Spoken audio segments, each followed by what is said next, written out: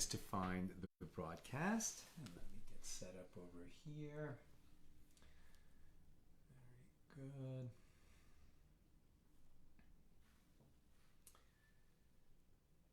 Good. We are, in fact, live. It is working. Okay. So in a moment, I will introduce my friend here, Rabbi Schusterman, more formally. But in the meantime, if you're finding the broadcast, please tell us where you're tuning in from. This is going to be a really good conversation. I know some of you may already recognize Rabbi Schusterman from the Table for Five, where he's a regular contributor. He lives here in our neighborhood in Los Angeles. Oh yes, people are definitely finding the broadcast, and please put in the comments where you're tuning in from, and then when you have questions, put them there as well, and Nina will forward those to me. Very good, here we go. Heather Riley is tuning in from Kansas, and Earth Haven News from Kentucky, Larry from Queens, New York, Yitzhak from Minnesota, to name a few. Great. So today, welcome Rabbi Schusterman. Shalom Aleichem. Aleichem. Shalom, it's great to have you with us. And Rabbi Schusterman has recently written and published this book, Why God Why, that we're going to be talking about today. And let me read you this blurb from the back of the book. There's a few blurbs here by some people that I respect, like Dennis Prager and Larry Polotnik and Rabbi Y.Y. Jacobson and Joseph Lieberman, former U.S. Senator and Democratic vice presidential nominee. And somehow Rabbi Schusterman slipped me in there among this group. So Salvador Litvack says on the back of the book, every person of faith must confront the question, why do the righteous often suffer while the wicked prosper? Rabbi Schusterman brings not only his vast experience and learning as a Torah scholar to provide an answer, but also his own devastating loss. With empathy, enthusiasm, and a profoundly engaging approach to such a difficult subject, the good rabbi offers a tract for the ages. Read this book. I wrote that then, and I mean it. Why, God, why? Welcome, Rabbi Schusterman. Thank you. I couldn't have said it better myself. Okay, so let's just talk about what the origin of this book. So first of all, just a little about you, Rabbi Schusterman. You come from the Chabad tradition. Where are you from? From Atzilus, but through Brooklyn. I was actually born, my parents are Russian immigrants, and my mother was expecting me I might have been conceived in a DP camp, and then in France, where they went from the DP camp in Germany. DP is Displaced Persons Camp after the Holocaust. And in those days, we traveled to New York by ship, but she was very obviously pregnant, and they didn't take her just in case. They didn't want to deal with possible consequences, so we had to stay. I was in utero, so I didn't get to make any decisions, but they had to stay a few months extra in France until I was born and ready to travel, and we came to New York. Anybody who knows Brooklyn, Bush, and finally to the promised land, Crown Heights, Chabad headquarters, and that's where I grew up. Went to the yeshiva system in Lubavitcher Yeshiva, and here I am. I became a shliach actually, and moved to California in 1971. And a shliach is an emissary of the Lubavitcher Rebbe. I was involved in the Hebrew Academy in Long Beach, and then moved to Orange County. We had a school, which when I got there, it was transitioning to 86 students, and when I left in 89, there were close to 400, and it was a good school, blue ribbon school from I think the federal government gives a blue ribbon achievement award for the school, which it got a few times. So I left on top, as you're supposed to. And then I've been in private enterprise, but I've been doing writing and teaching, and here we are. And here we are. And Rabbi Schusterman is a very upbeat guy, but he was challenged at a young age to deal with a shocking and seemingly incomprehensible loss, seemingly incomprehensible challenge. Your wife Rachalea, and the mother of your 11 children. You got a call in the morning to say that she wasn't feeling well. You went to the hospital to meet her there. We did have 11 children. We took the instruction, be fruitful and multiply, very seriously. And at that point, our oldest was 14. Our youngest were 16-month-old twins. And Morav had actually said, after having 9 kids, what do you do for an encore? You have twins. We had twins, and she doted over them a lot.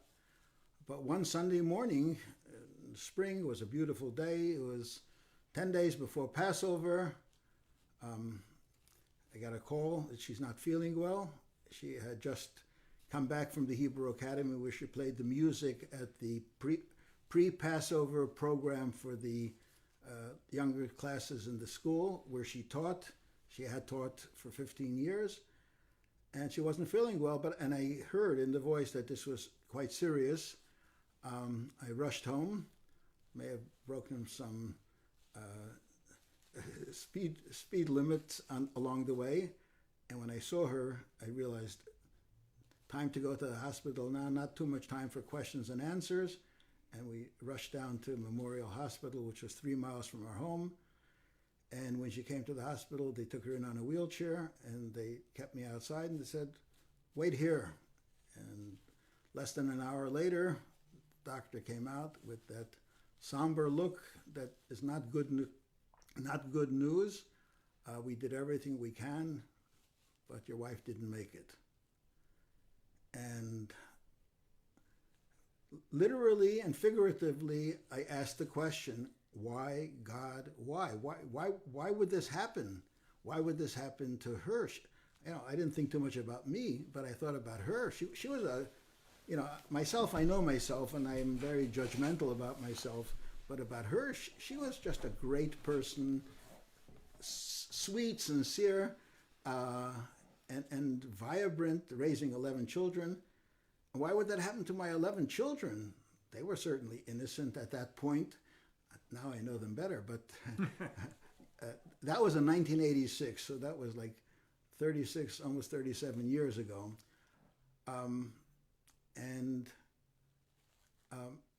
At that point, I've been a rabbi for many years, and as a rabbi, this is what people ask us. I've been to a Shiva home many times, and not every death is a tragedy, but sometimes they are. Somebody very young dies, or it happens in an accident, or worse if it happens through the hands of another. Then we ask, why did God allow this to happen? In this case, it was an act of God, but the question is still, the result seems devastating, and it's hard to reconcile that with a good God allowing these things to happen. Or if you have deep faith, it didn't passively allow it to happen, but he orchestrated this as part of some divine plan. And the question is, why? That was the genesis of the book. Sal didn't mention the subtitle of the book, which is not as staid and formal as Why, God, Why, which happens to be a verse in the Psalms, but the subtitle is How to Believe in Heaven When It Hurts Like Hell. And that a lot of people relate to well, because when you go through a tragedy, it does hurt like hell, and sometimes it challenges a person's faith. So in one sense, this book is an answer to another book written by Harold Kushner, titled "When Bad Things Happen to Good People," and I'll mention that members of my family have said to me, "Oh, that book gave them comfort." I'm uncomfortable with that book. I know you're uncomfortable with that book because, as I understand it, part of the premise of that book is, well, God made the world, but God doesn't have control, or doesn't care about what's going on. He sort of turned on the world and let it run. And maybe the nicest thing he says in that book is that, well, God cares about us, and so he feels our pain when we feel pain. But these events that happen, which are seemingly godless events, it's because God is not orchestrating or involved in them. They just happen. And that's actually quite antithetical, I would say, to traditional Jewish thought. Yeah. He says that, when tragedy happens, there's, different words can be chosen. But there's an element of evil in the tragedy. If it's not good, and it's particularly painful, and there's no basis for it, it is evil. And God somehow orchestrated something evil. And Rabbi Kushner says, God cannot control evil.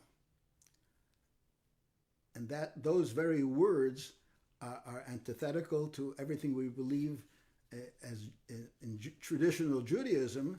God is in charge of everything, whether we understand him or not. He is in charge of everything. And I'm not going to get too scholarly right now, but there's a verse in the prophets.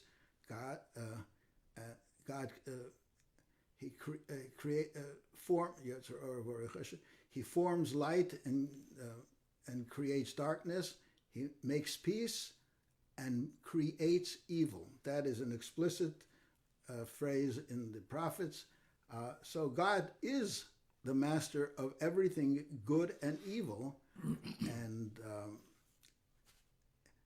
And Kushner's book came out in 1981. My wife passed away in 86. That book, if it wasn't still on the bestsellers list, but it was in the minds of many people, because thinking people and people who had suffered probably read that book. And I had read it as a rabbi just to know to keep up with the latest. And it bothered me. People are saying the volume's low. Is there a way that you can turn it up from your end, or should people just turn it up on their computer? I think they need to turn it up on their end, but I can move the microphone a little closer to the rabbi. Yeah, that would be helpful. Okay. There we go. And as a director of the Hebrew Academy, my wife had taught from 71 till 86. I don't know how many hundreds of students passed through her classes. May even numbered in the thousands already, but no, probably the high hundreds, before 1,000. And she, by her character, she left a deep impression on these children and on their families. And when she died, many of the parents in the Hebrew Academy were not particularly observant, but they were Jewish, and they were interested in learning more about it and getting a little bit more involved through their children. And when this happened, they took a step back and they said, how could such a tragedy happen to the rabbi's wife, whom they loved and knew so well? And I gave a lecture series 2 months later, in July and August of 1986, on this very subject. And my then secretary volunteered to transcribe the conversations and the questions and answers, which I still have the original of that transcript. And as I look on the book, which I wrote without referring to the transcript, the message is the same, because the truths, what I write in the book, is based on Jewish values and Jewish history, and Jewish knowledge, and Jewish principles. Had I written the book then, when I was 38 or 39 years old, it would not have been this book, because I was still young, and as much as I thought I was smart. I may have been smart, but I definitely wasn't wise, and certainly not with the next years from then to now.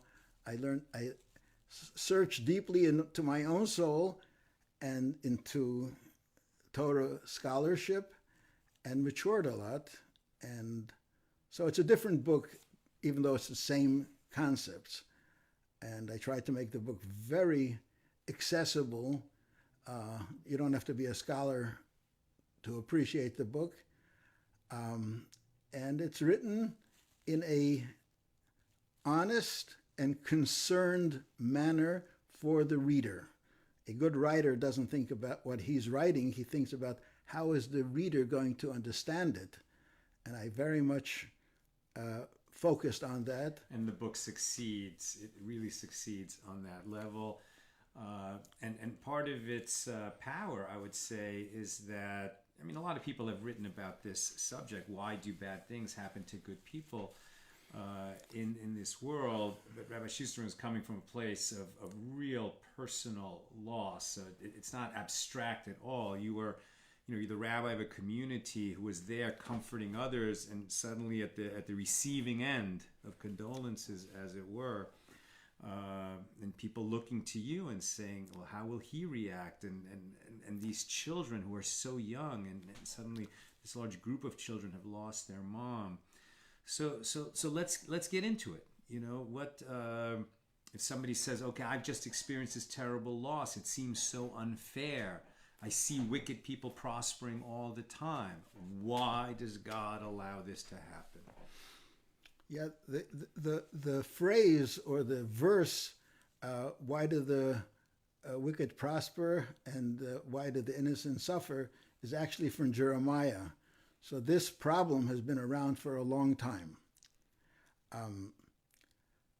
But we don't see Jeremiah dropping out, nor do we see King David dropping out, because if anybody who is versed in the Psalms, which is like a companion prayer book, when the prayer book deals with daily prayers, but the Psalms are a collection of 150 chapters many written by King David and the rest edited by King David, where they beg of God for concern, and there's an ambivalence. God, I know you're listening, but show it to me. And that's how the Jews poured out their heart. And we've survived not on the basis of getting the answer, but on having the trust that God is listening. Judaism has a very interesting perspective on reality. And we see this throughout the prophets. In English, there's a term gaslighting when it's obvious to you that something is the way you see it, and gaslighting is when somebody tries to convince you or successfully convinces you that it's not what you're seeing. Don't believe your lying eyes. Don't believe your lying eyes. Judaism believes that the truth is how things ought to be, not necessarily how it actually is. The values that Jeremiah, Isaiah, the book of Job is entirely based on this question. Job was a man who was certifiably righteous. God said he was righteous. And Satan challenged God and said, hey, he's not as righteous as you think. He got it made. He got a wife, he got children, he got wealth. Test him. Take away some of these things, and let's see how faithful he will be. And Satan threw down the gauntlet, and God picked it up and said, see what you can do to him, and let's see how he reacts. And he reacted. He was taken aback. Why is this happening to me?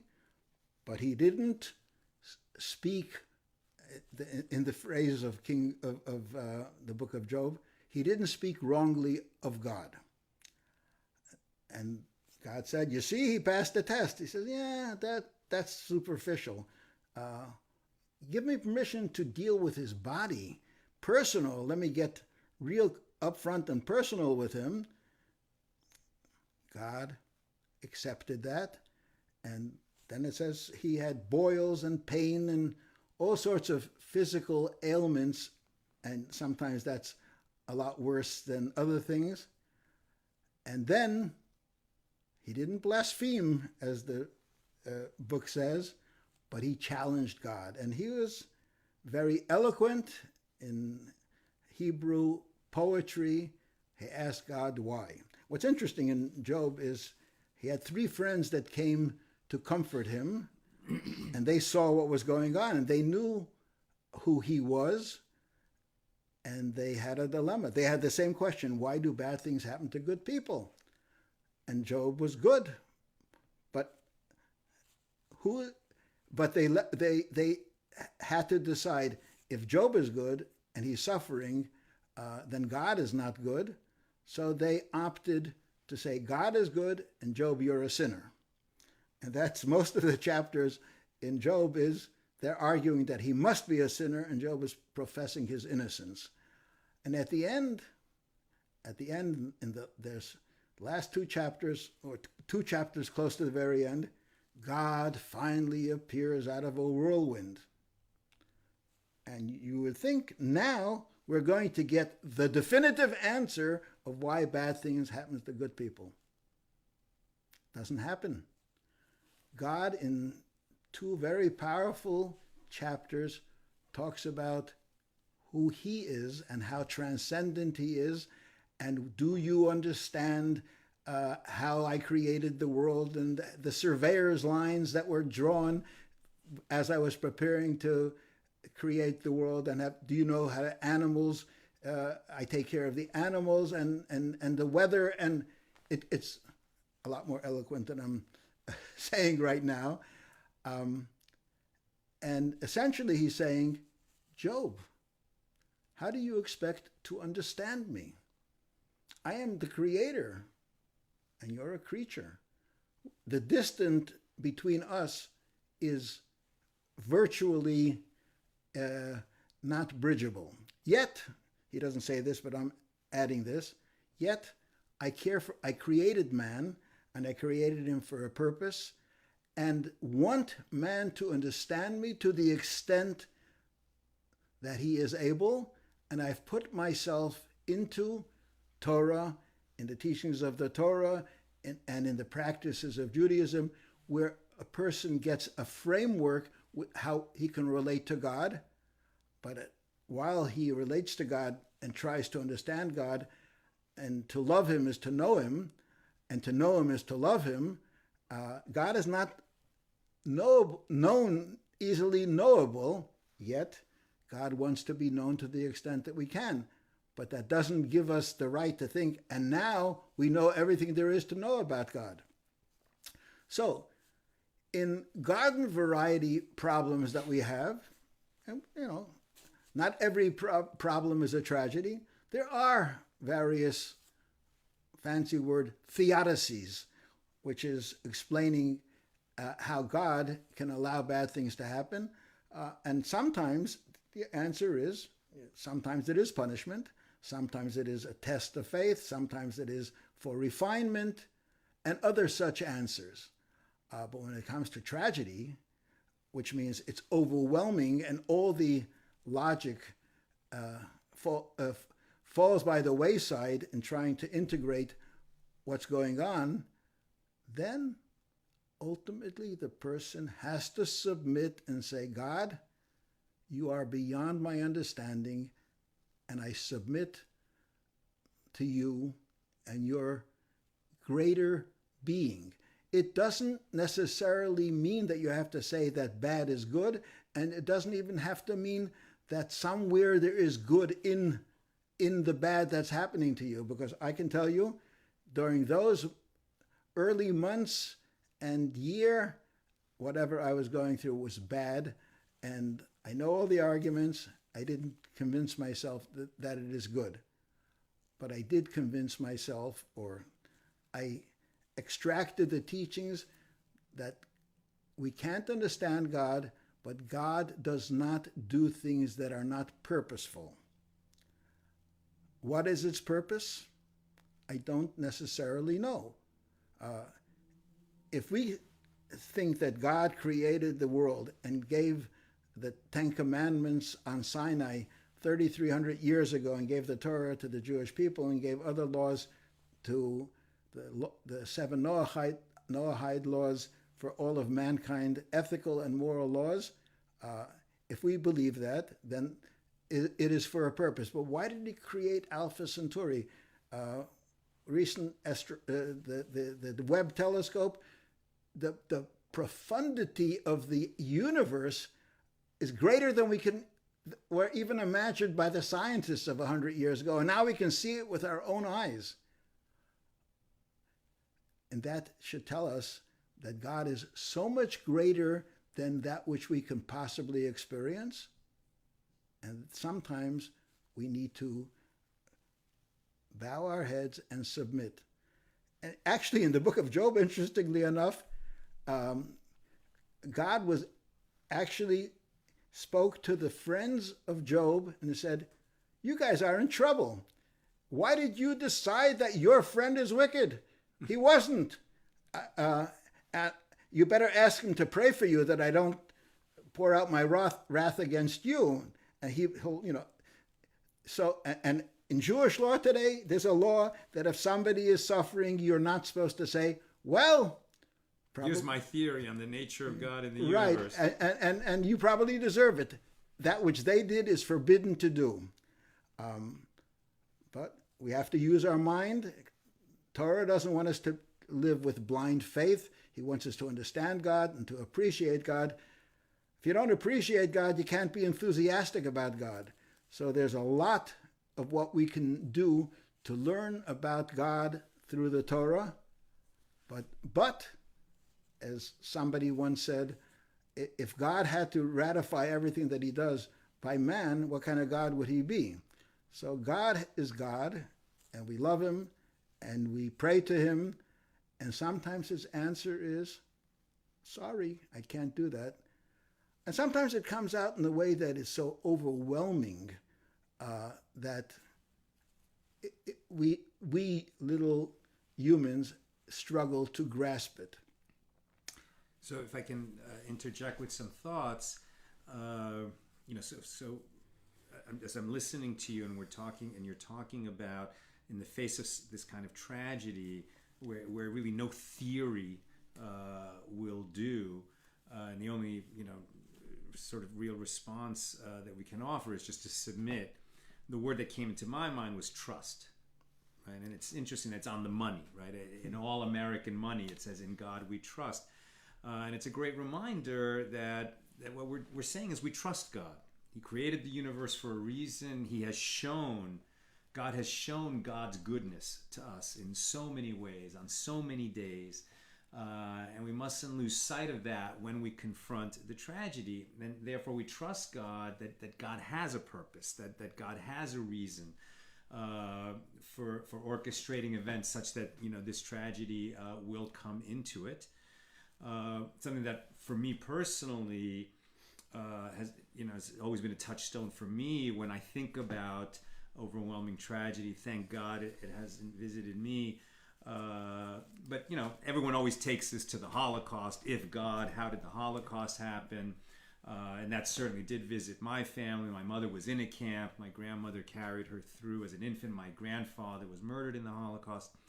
And what helps me to sort of approach this subject is the idea that we don't just have souls. We are souls, right? We have bodies. We are souls, and a soul is an infinite expression of the Creator that will, when we transition from this mortal coil, as it were, right, when the body perishes, the soul goes on, and the soul will have a much broader understanding of God's world and God's purpose. Maybe the soul won't understand it either, but it'll have a bigger understanding than we do while we're riding around in human bodies. And so for all we know, the soul will have a terrific understanding of why that tragedy happened and what God's purpose is with it. And there's much more time, for justice to happen and for understanding to come when you're talking about an immortal soul versus a very mortal and perishable body. Yep. I had a thought, it just entered, flashed in and flashed out.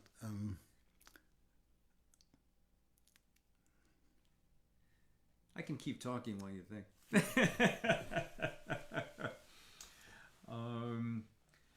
Well, let's talk about emotion for a second. I think that, when you see this title, Why God, Why? Like, what emotion do you associate with this question?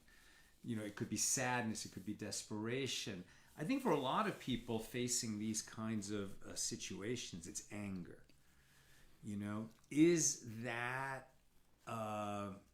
is that a valid response? Did you feel anger when it happened to you? Interestingly enough, I did have anger, but I didn't know it. And that sounds a little bit paradoxical, but it took a while for me to figure that out. My wife passed away. I had immediate issues to deal with, both at home with 11 children who needed daily nurture and daily attention. I also was the director of a school with almost 400 students. That required a lot of attention as well. So I was pretty overwhelmed. I was also a rabbi, and I had my own sense of who I am, a fine-tuned understanding of Judaism and of God. So how can I be angry at God? It's not appropriate. So I did go to a therapist for 6 months just to sort things out, because when you lose your wife suddenly, it's like half of your body is amputated and you're off balance. And I wanted to know if what I'm feeling is normal. And I found out, yep, it's normal, but it's not the same normal that you thought was normal all along. And life went on.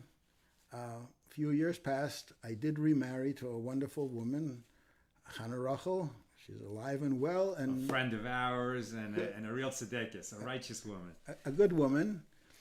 And it took a few years before we had the luxury of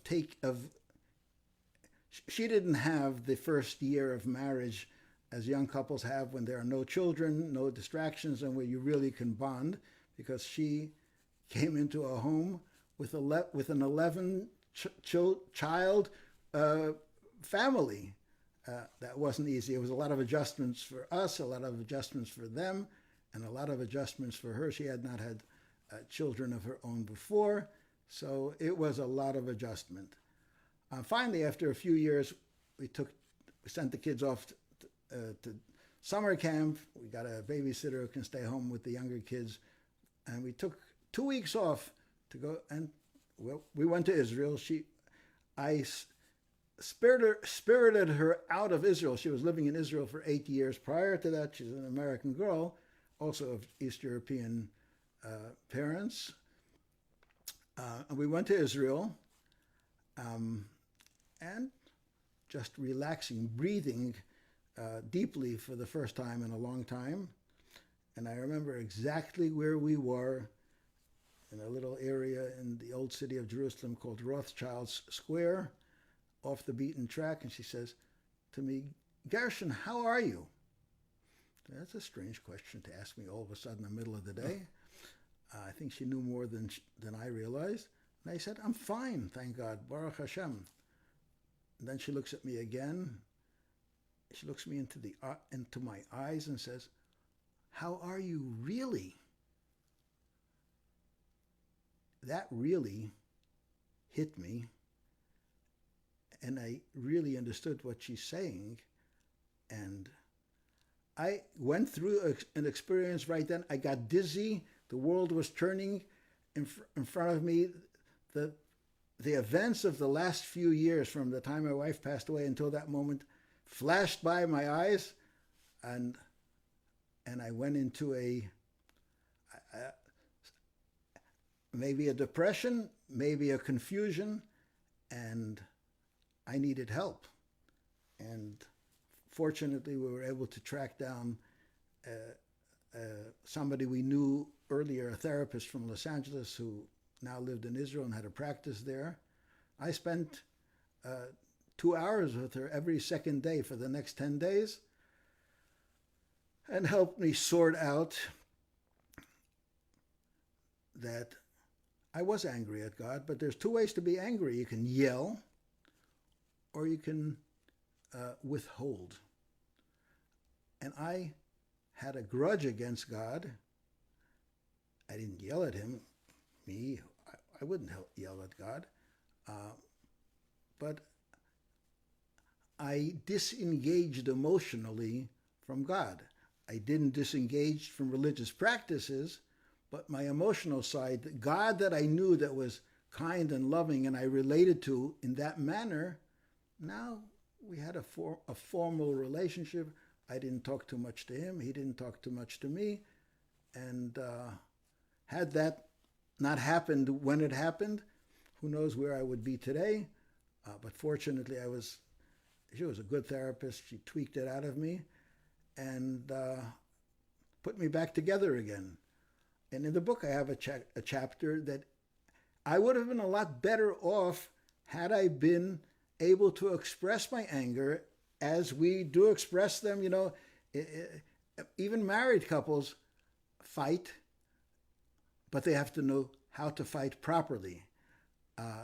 Withholding and backing away is not a fight. It's a grudge, and it's not productive. And I did that. So, yes. So if somebody's feeling that kind of anger, what do you suggest is the proper mode of expression? The proper mode of expression is to express. If one were to able to speak to God, one would say that to God. God, why did you do this to me?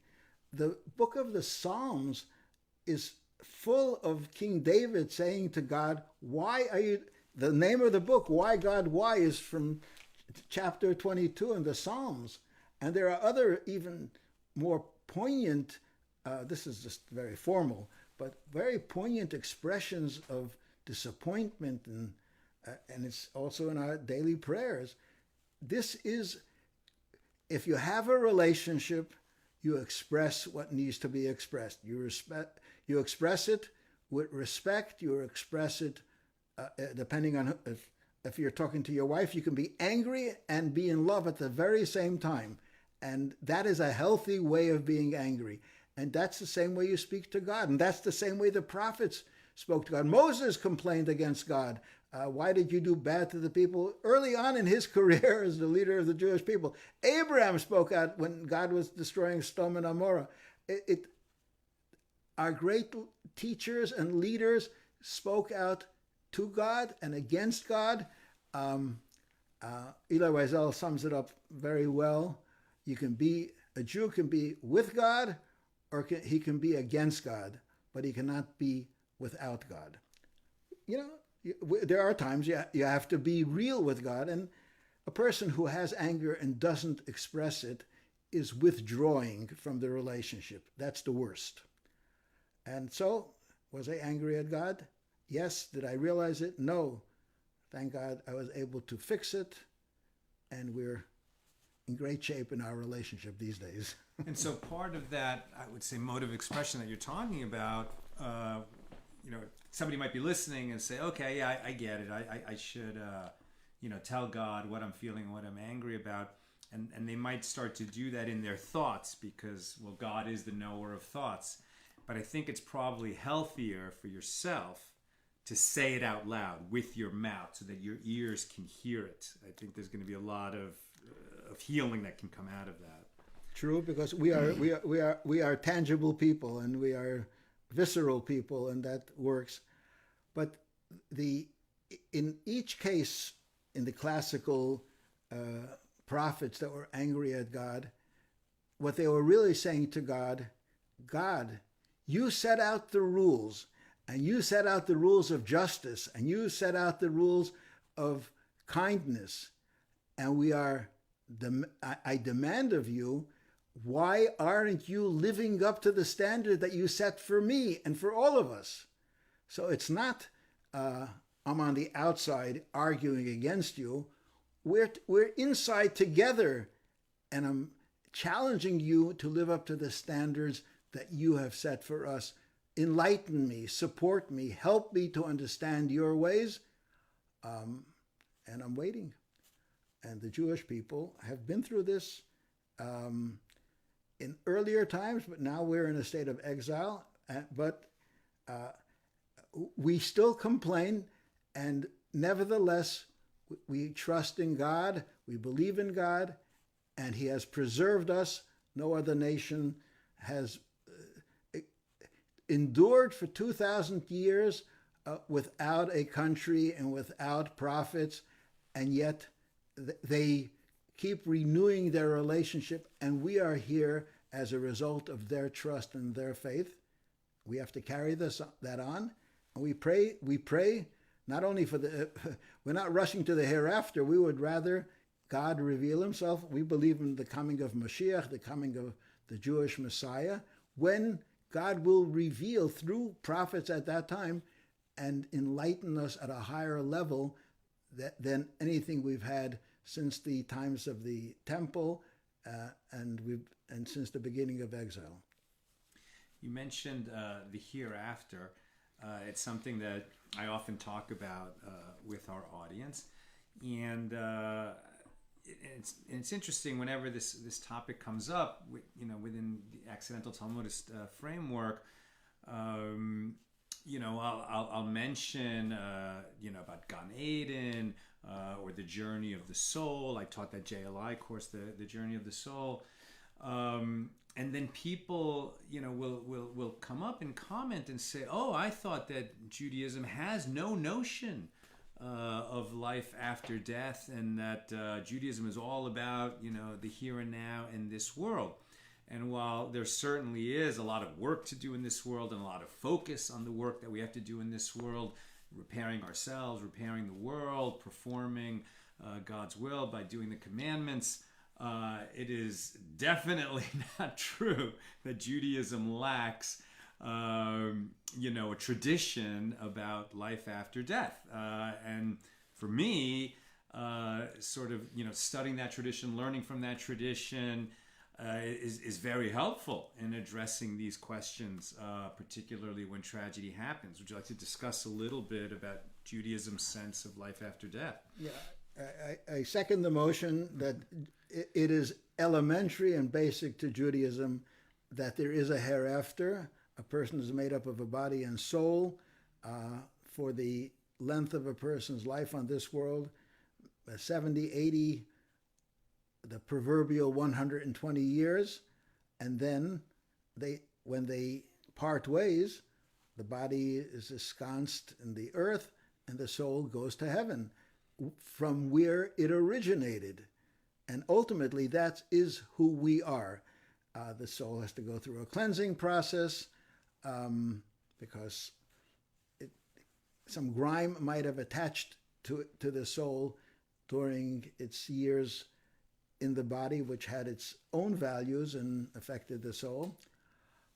But in terms of consciousness, the soul in the hereafter has a spiritual consciousness of God and of itself.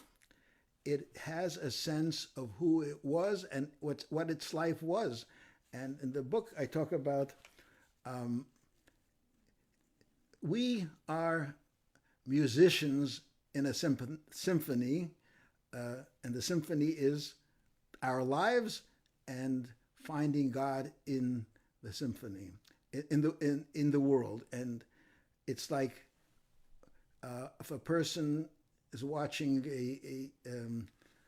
on a public television where they're showing a concert, and you see the musicians going back and forth and with such enthusiasm, but if the sound is not on, it loses a lot of its value. And then suddenly somebody says, hey, turn on the sound, and all of a sudden you see what it's all about. That's the difference between our life here in the present and in the hereafter. And there are people who believe in the values of God and of ethics and of religion, and they live that way, even though they have to provide the music by themselves. And others say, I don't hear it, it doesn't exist. And when we get to the other side, then we see it all, and we can look back at where we were and see the music that was made or could have been made. And that is, there are some little videos of people who had some new modern kinds of ophthalmological procedures where blind people suddenly can see through inserting some kind of chips. I don't know, beyond me, very mystical to me that. And if you've seen them, the expression on their face is priceless and overwhelming, that they were here all along and didn't see what they were able to see, or they can see in black and white and couldn't see color. And we will have such an enlightening experience in the hereafter. And if we're wise, and when that happens, and a person lived a proper life, and then he, in retrospect, sees the music that he created, that's heaven. And if he looks and he didn't live that way, and he looks at what he could have had, that's hell. Hell doesn't have to be a burning inferno. Hell could mean the realization, I dawdled and twaddled and wasted so much valuable life. I had a soul and I neglected it. And now I see.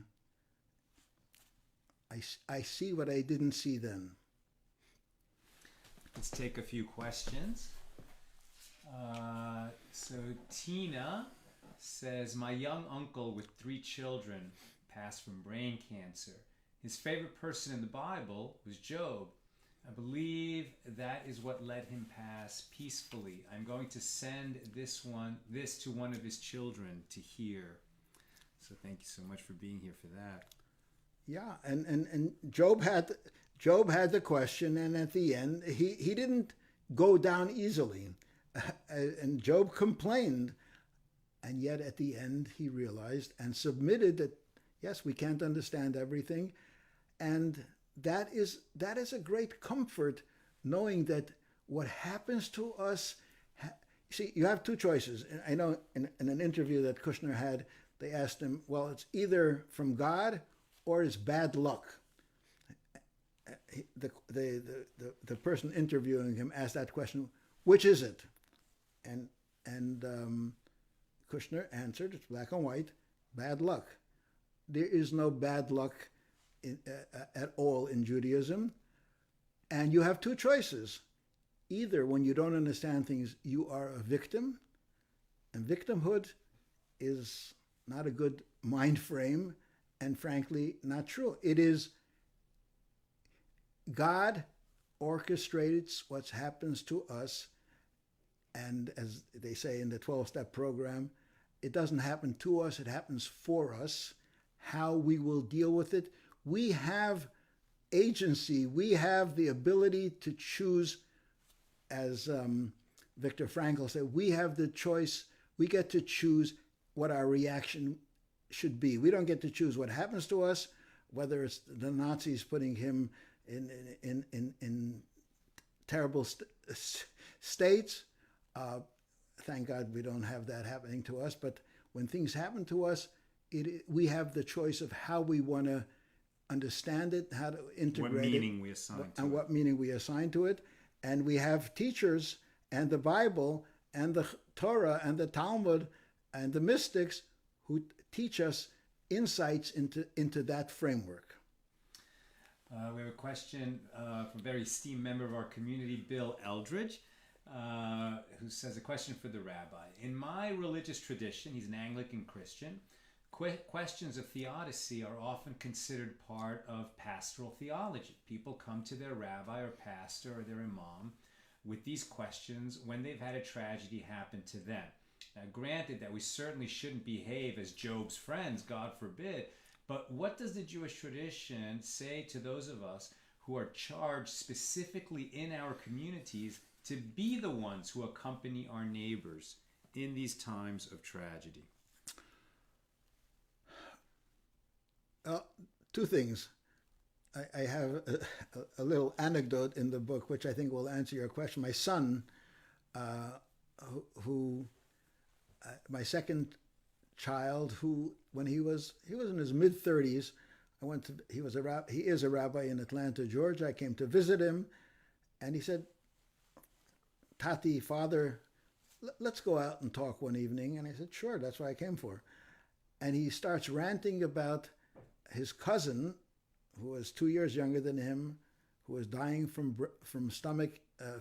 lung cancer. A wife it's similar. Unfortunately, it was a reality. And he's such a good guy, and he's such a jovial guy, and he's a rabbi. He himself was a rabbi, this cousin. And why is this happening to them? And in my mind, I was saying, well, once he finishes his presentation, I will give him the answer. But as he finished, I said to myself, he knows the answers. He's a little younger than me, but he's a rabbi, and he deals with it just as I do. What am I going to tell him? Something that he already knows? And I said to him, Eliyahu, do you want an answer or do you want a hug? That caught him and me off guard. I don't know where that came from within me, but it just came out. And he looks at me and his eyes teared up and he said, I want a hug. And I gave him a hug like I haven't given him since he was a kid. When we want answers, we think we want answers. What we really want is for the pain to go away. And a hug does that better than a philosophical answer. When people are in the throes of a tragedy, the Talmud even says, don't comfort the person. He can't take it. He will resent your comforting. The expression is while the deceased is in front of him. He can't process that. When a person is in the throes of a tragedy, the most important thing you can do for them is support them, love them, help them. Even, in the Shiva, when you come to visit a person who is grieving, the rules are you do not speak unless the mourner invites you to speak, unless he starts speaking first. Maybe he doesn't want to speak. Your presence is what is needed. You came, you were there. And in our communities, hundreds of people can go by and in the course of a week. Many of them don't even have an opportunity to say a word, but their presence is noted, and that is very supportive. Then, when they thaw out from their crisis, then philosophical conversations have meaning. But at the beginning, it's the hug that counts. Okay, I'm going to have to leave relatively soon because I'm in my year of Avelis, and so because my mom died, I try to be at services every day, 3 times a day, so that I can say Kaddish for her. So I'm going to ask some questions, and let's give some quick answers. None of these kinds of questions lend themselves to quick answers, but I'll challenge us to make relatively quick answers. So Yosef asks, does God have compassion for those who suffer to the point that people find it too difficult to believe in him anymore? Can God understand how these people became rebellious and why they became rebellious? Absolutely. There's a statement in the Talmud, a person is not held culpable for blasphemy that he expresses in a time of tragedy. Certainly, if you understand that and a psychologist understands it, God also certainly understands that. Yes, that is part of the natural reaction and a form of anger, which God quite understands. And as they say in the 12-step program, if you don't think your God can handle it, get yourself a bigger God. And I would also say if such a person, because of that kind of a tragedy, ends up God forbid, wandering away from God and losing faith, etc., God will always be waiting for that person to return and will welcome him, with warm embrace, as it were. Yeah. Rose asks, do you believe in a literal hell? I'm not sure what a literal hell would mean. If it means Dante's Inferno, no, I don't believe in that, because you're talking about existence. Heaven and hell exists on a different dimension. So literal and a spiritual dimension don't go together. By the way, even though I have the word hell on the book, Judaism doesn't have the word hell. The word is purgatory. There's a cleansing process. There is no such thing as eternal damnation in Judaism, which is normally associated with the word hell. So I've said 2 or 3 different things here, a lot to process. But yes, no, I don't believe in a literal hell because we're talking about a spiritual place and of cleansing, and the analogy that I gave before, a new consciousness. Right, and the Talmud teaches in Sanhedrin that all Israel, and then it goes further and says all people have a place in the world to come, with a very, very few exceptions of a few individuals in all of the billions and billions and billions of people of human history who wrote themselves out of the story, as it were, but they were really bad. And even for them, it doesn't talk about this kind of eternal damnation. It just says they haven't earned a place in the world to come. They've lost it. Yeah. Cindy says, God loves our souls. Our physical inadequacies are irrelevant. God loves us as human beings, and he loves our souls and our bodies. When you say you love your child, do you love his character or do you love his total being? When you love your spouse, I hope you don't love just their soul, nor do you love just their body. You love the person who is made up of body and soul and character and flaws and qualities, the entire package. No, so it's not just the soul, it's the total person that God loves, and that's us. Bruce and Eve say, this has been helpful. Our young, healthy daughter died in the pandemic, and there has been so little understanding. May God comfort you and the whole family with this terrible, terrible loss. Thank you. Yeah, so that's it. Any final thoughts, Rabbi Schusterman? Only final thought I can say is that it is difficult if you don't have an ongoing relationship with God to really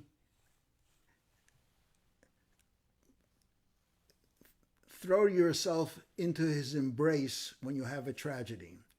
You can, nevertheless, you got to push your way in. It's so much more helpful if we have an ongoing relationship with God. It doesn't have to be overwhelming. those who come to our synagogue every morning, I will be the first to admit we don't have at 6:25 a.m. a profound spiritual experience, but we're checking in, and we do check in, and we have a relationship.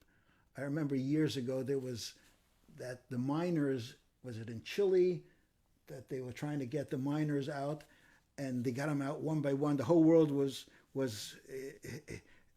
waiting day by day what's happening. I remember one guy said, every morning when I'm leaving my home, I give my wife a quick kiss.